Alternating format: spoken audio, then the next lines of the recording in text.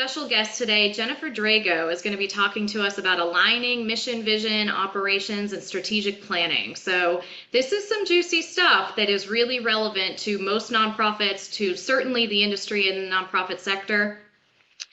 Jennifer joins us as a strategy and governance consultant. So she has a ton of experience having worked with a number of organizations, probably on a national level. So I always love to talk to our consultants because they have the unique ability to work with more than one organization and kind of get those unique perspectives across the board.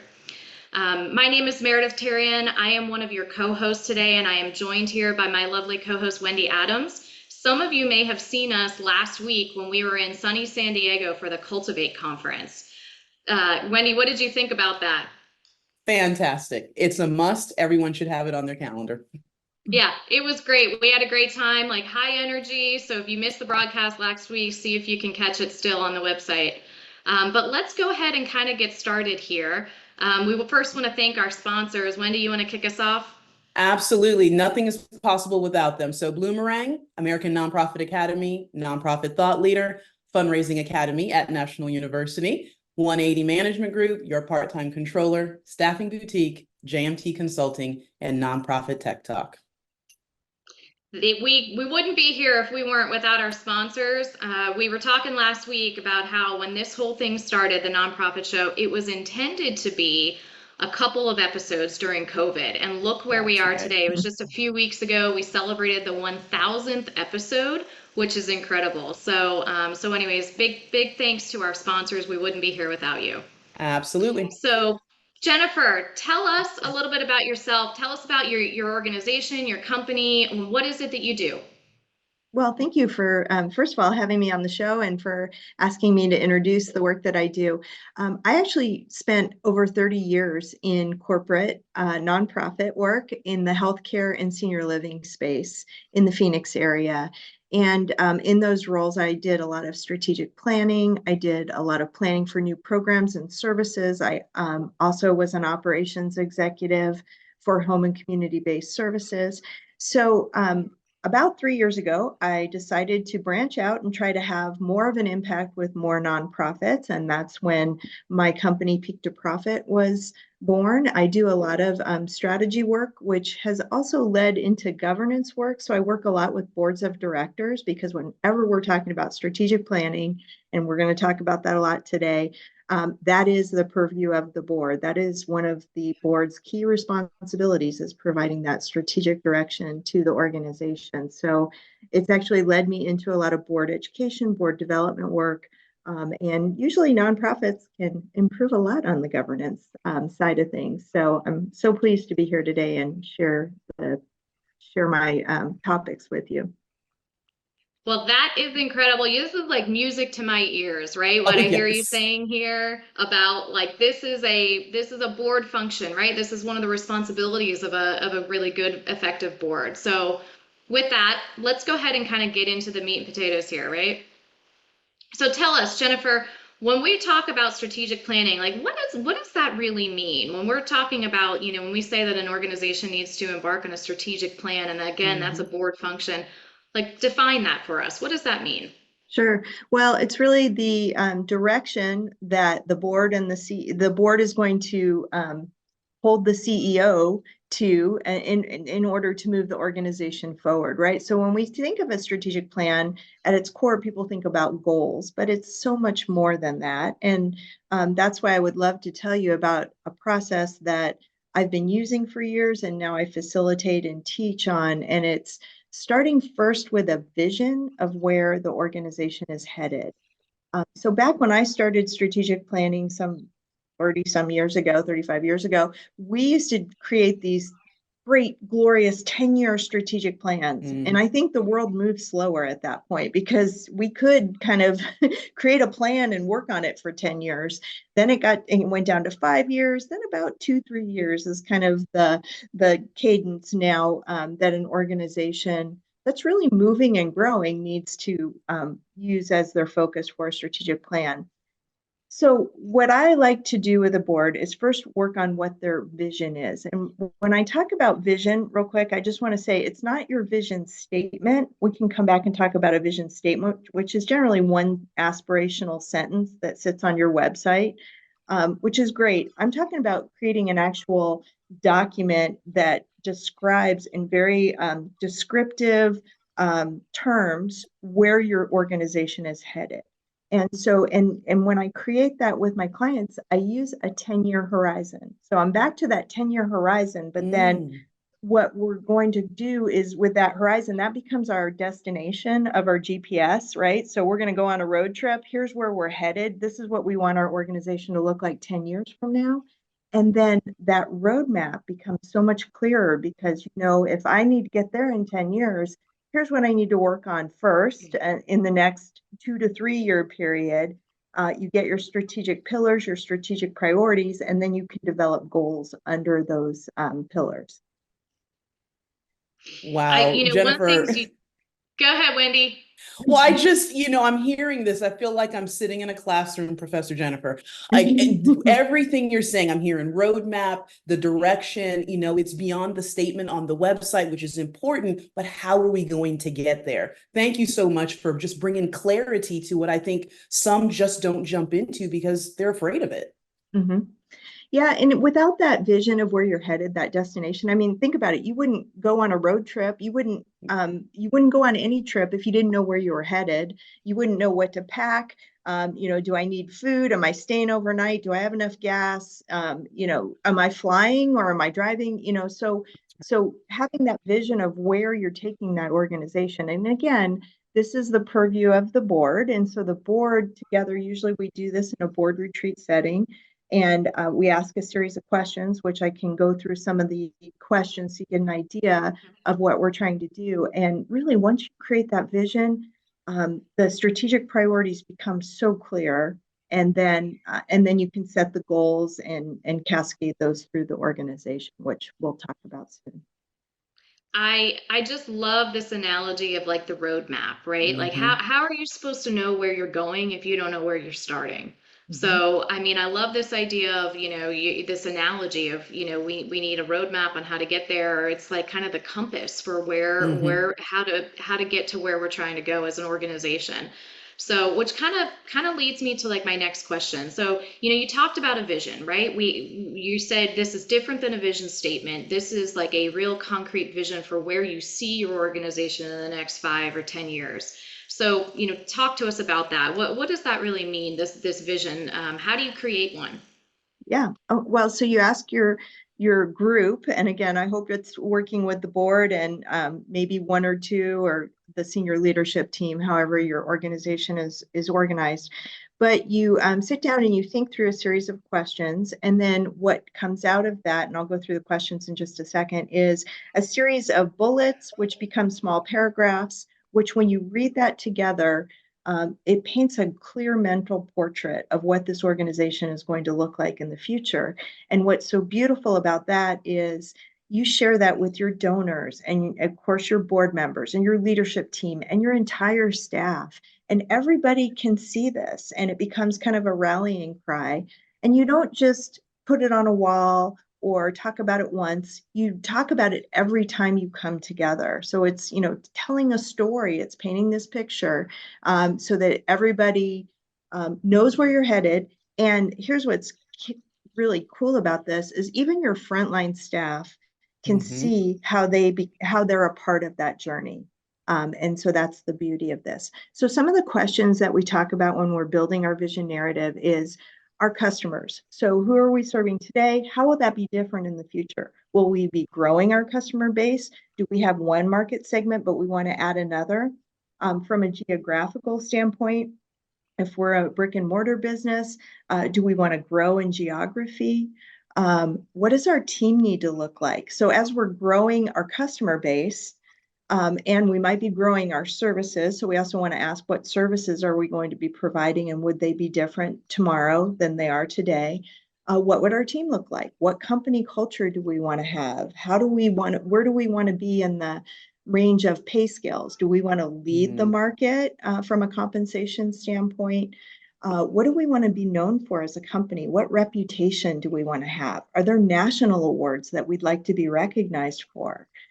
So you can see that as we're asking these questions and painting this real aspirational portrait, that how powerful that descriptive language can be as you're not just working on your strategic plan, but as you're moving daily toward that strategic plan. Jennifer, Yeah, you've taken something that is so, like I said, our people are afraid of. I can't step into that. And so we're kind of just rolling along, and you just made it so simple the way you spoke that out. And what I loved most was you connected the board to frontline staff. It's for everyone to be able to grasp, to hold on to, and to feel like they have ownership around. Beautiful. Yeah, and this goes for this type of process can work in the smallest of nonprofits to the largest of corporations. And that's what I love about it. And to your point, Wendy, it's fun. This is really fun stuff. I mean, when you can like think outside the box, where am I headed? Where am I taking this organization? What's it going to look like? That makes it fun. And you're right. This is strategic planning has this mystery and this scariness to it, and it shouldn't. It should be fun. You know, one of the things, Jennifer, that you said that I really keyed in on, and I love this, is when you were going through some of the questions that you want to, ask yourself as you're going through this exercise, you referred to folks as your customers. And I absolutely love that. I mean, Wendy and I were talking last week on the broadcast when we were live at the Cultivate conference about this idea of selling, right? Like we are fundraisers in this profession. We are selling our ideas, our opinions, our services, our programs. We're selling things every day. And I love it that you said, who are your customers? When we look at our folks in, our counterparts in the for-profit world, they have a clear understanding of like who their product, what their products are, who their customers are. And I love it. I just love it that you use that word. Yeah, thank you. And it depends, right? So every nonprofit, they might have clients. I've worked in healthcare, so we had patients. In senior living, it was residents. We talk about our team members as team members or associates. So whatever language is appropriate gets worked into that vision narrative, of course. Well, that's a great kind of segue. So as we're talking about, executing a strategic plan, you said early on, Jennifer, in the broadcast, you were telling us that, it's one thing to come up with a strategic plan, but it's another to really carry it out, right? So talk to us about that. I mean, one of the things that I tend to see, having worked as a consultant and working with a number of organizations in strategic planning, is that, they sometimes feel like the process is over when they get the strategic plan, right? So tell us what do we do with it once we have this big, beautiful document? Yeah, well, it's funny that you say that because my early days in strategic planning, so I came in and I was, under a VP of strategic planning who created a binder this thick of, the strategic plan and all the supporting plans and documents and goals that went with it. And guess where that binder sat? On that shelf back there. No one ever opened it. No one ever looked at it, right? So I'm all about having simple documents, one pagers if you can. Perhaps your vision narrative is on one side and your strategic plan with your annual goals is on the other. Simple things, but here's the most important thing in that story that I just told is visibility. So if you want your strategic plan to actually be executed upon, it needs to live in the organization. It needs to be talked about, not just once a year, not just quarterly, at least monthly. My preference is weekly that we're talking about that, right? So every single time the board gets together, hopefully that's monthly or bi-monthly, they're reviewing the strategic plan and the goals and the progress on the goals. And that should, by the way, be first on the agenda. So generally we bury that stuff toward the bottom of the agenda after the minutes and the financials. No, that's strategic work. That's important. It goes on the top of your agenda. Every single time you're meeting with your staff, you should be reviewing that vision narrative and talking through where are we on these goals. And one of the things that I like to use, so visibility is number one. The second thing that I like to use is a very clear dashboard. So or scorecard, and it lists all your goals and in simple terms, just with a stoplight diagram, red, green, or yellow.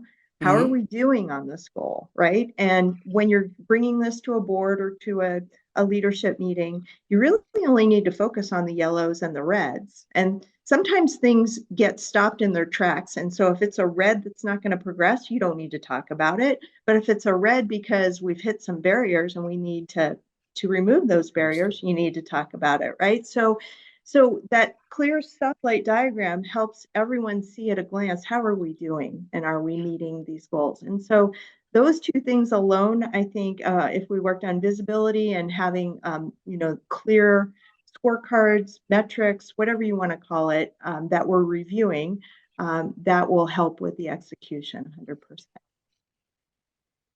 I love that because, you said it best. The most expensive strategic plan you can make is the one that just sits on a shelf and doesn't get used, right? And I think that we see that a lot as organizations, they tend to think that they're done with the process, right? It's over when they have the glossy, brochure document. The other thing that I love that you said here is, listen, we don't need a binder that's full of like appendices and documents, right? Like Mhm. a simple one pager or maybe a two pager is sufficient as long as it identifies, your strategic goals or your strategic pillars and kind of like we said earlier, the direction of where you're headed or where you're going. Yeah. And Absolutely, absolutely, yeah. yeah, and this kind of goes without saying, but I'll say it anyway because it's you can write goals all day long, but they need to be specific, measurable, time-bound, action-oriented. The SMART goals, right? I don't It's kind of a trite or overused term or philosophy, but it's so important. I can't tell you again because I work with so many boards, how many goals I see written that are just in mushy terms. We're going to create this program. Okay, by when, who's doing it, what's it going to look like, how are we measuring it, are there any metrics we can attach to it? So um, really specific goals also of course lead to great execution. And Yeah. Jennifer, I think you said that so well. To make them really smart is that visual, right? Me keeping them in front of. That's what takes it from smart to really smart is that people are going to, and the antidote to what? Mission drift, right? We Mm-hmm. start going here, we start going there. If this is coming out in each and every meeting and it's just becoming a natural part of our conversation, we're addressing that issue and Yeah. we're taking those SMART goals and making them really smart. Great. Yeah, love it. Well, you ladies are both like two steps ahead of me here because the next thing that, we kind of wanted to know, Jennifer, this is kind of the next step here is, talk to us about this. So you already acknowledged it's important for, your board and your staff to be reviewing these goals, the strategic plan. You said on a monthly, at least, preferably even a weekly basis. Mm-hmm. So, talk to us about aligning those objectives, right? Aligning the team with the goals that have been created and kind of getting everybody in alignment and sort of in lockstep on meeting the goals that have been set forth in this strategic plan.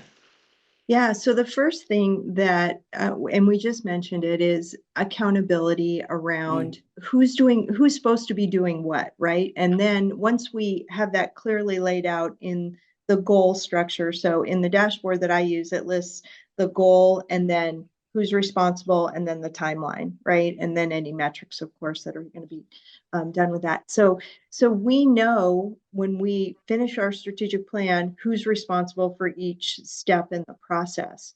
So that's kind of number one. But then I also like to see organizations build those goals into the person's performance assessment, right? So Mhm. it's one thing to be assessing somebody on the functions and roles and responsibilities in their job description, but they also should have a part of that performance assessment be linked to the accountability toward those strategic goals. So it's not just, especially when we're talking about operating a nonprofit, right? We have to fight those fires every day and serve our customers every day. But if we're trying to grow programs and do things that are strategic, that requires dedicated time, dedicated brain power, right? And so, especially when you're talking about leaders and middle managers, we need to hold them accountable to both of those functions. And so it needs to be built into the performance assessment, in my opinion.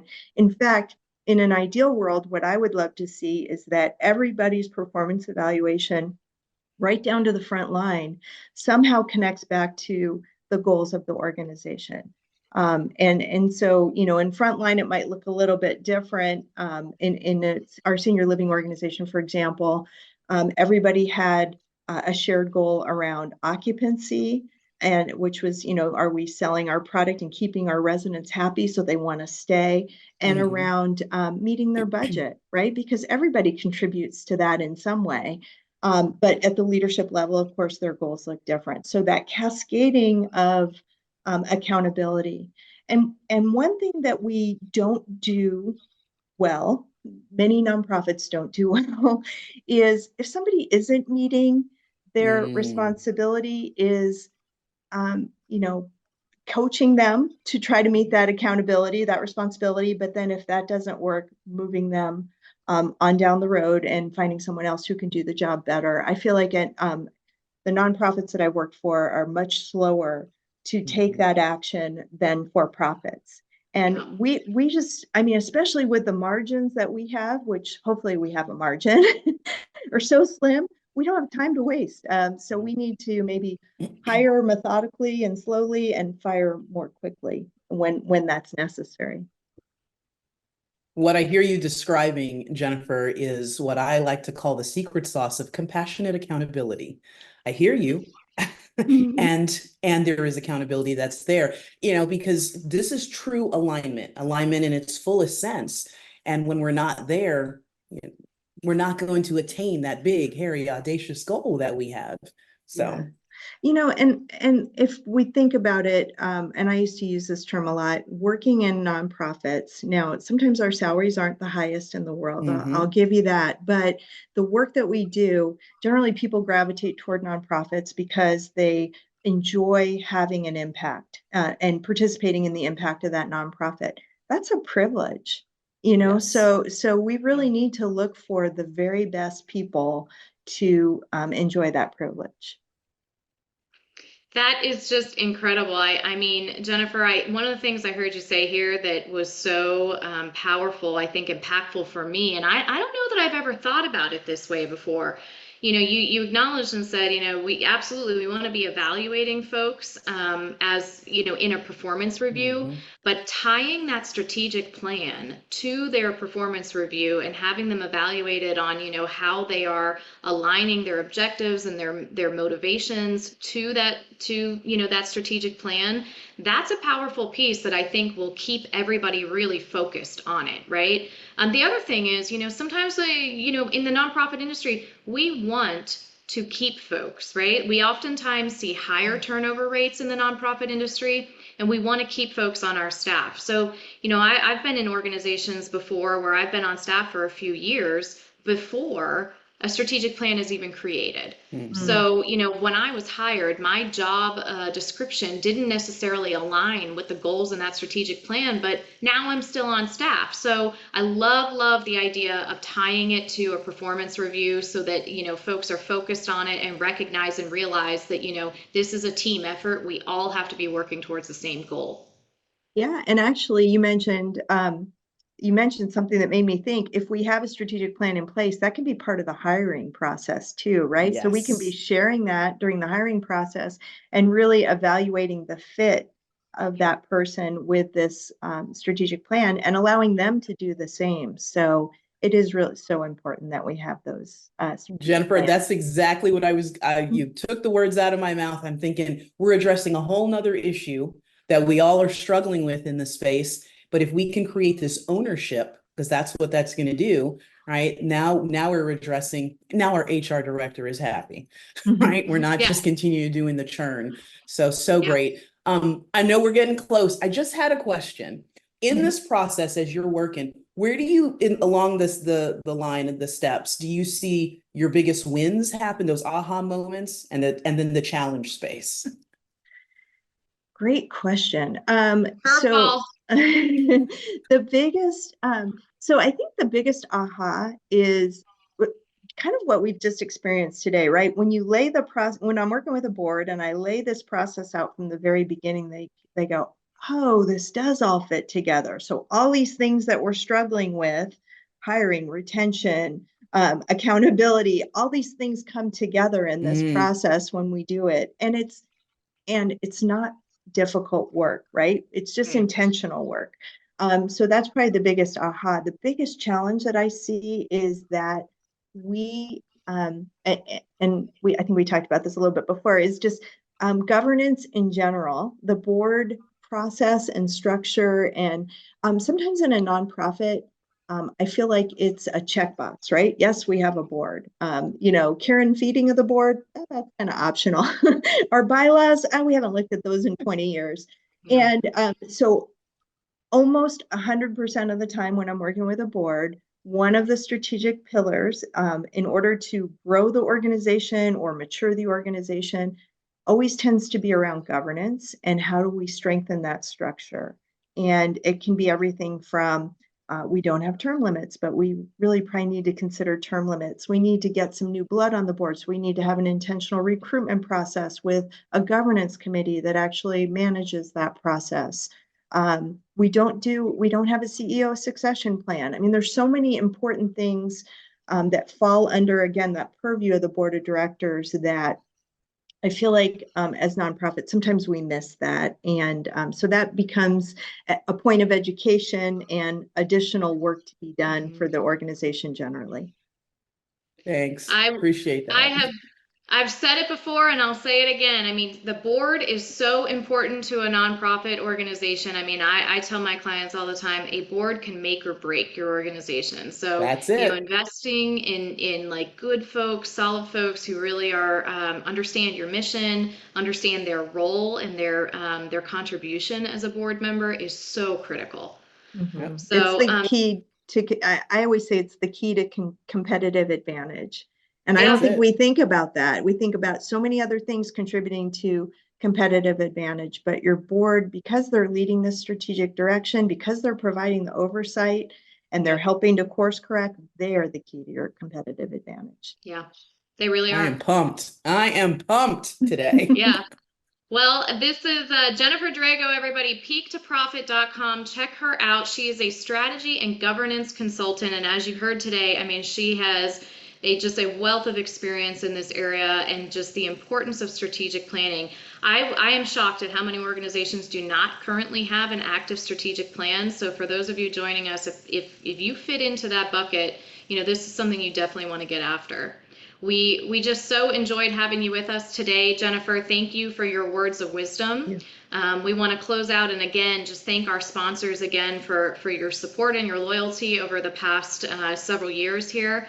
Bloomerang, nonprofit, American Nonprofit Academy, Nonprofit Thought Leader, Fundraising Academy at National University, 180 Management Group, Your Part-Time Controller, Staffing Boutique, JMT Consulting, and Nonprofit Tech Talk. So we are so appreciative of our sponsors. We really wouldn't be here without you. And Jennifer, we so appreciate having you join us today. Wendy, enjoyed having you and your thoughts. I mean, Wendy shared with us the secret sauce from her perspective. So we need to get that recipe. You're going to have to share that one with us. Absolutely. Thank you so much, Jennifer. Really appreciate. Thank you. It was my pleasure. I really enjoyed our conversation. Well, thank you, ladies. We had another wonderful nonprofit show. We enjoyed having you all with us, and make sure you catch us tomorrow. That's right. And what do we always say?